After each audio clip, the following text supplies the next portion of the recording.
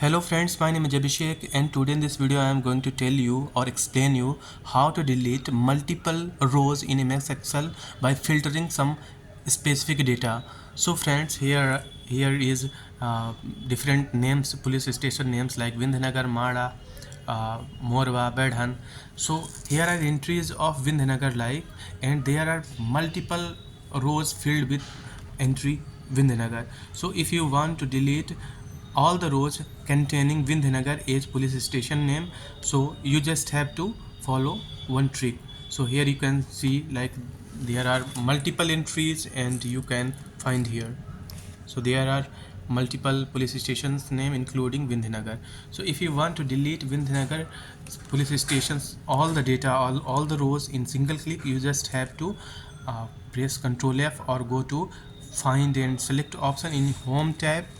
This is under home tab, editing block, and you have to click there and click on find option, and here you have to type the police station name or the word name or the entry that should be similar to that original one, and this is not case sensitive but it is space sensitive, so you have to keep in mind the space. So this is written same like this, and after that you have to click on find all, and you can see that there are 113 entries. So there are 113 police stations, police station name under Vindhnagar. So you just have to click on any of these options, like any of these rows in the space or anywhere, and you have to press on Control A. You just have to select all. So all these police stations named with Vindhnagar have been selected.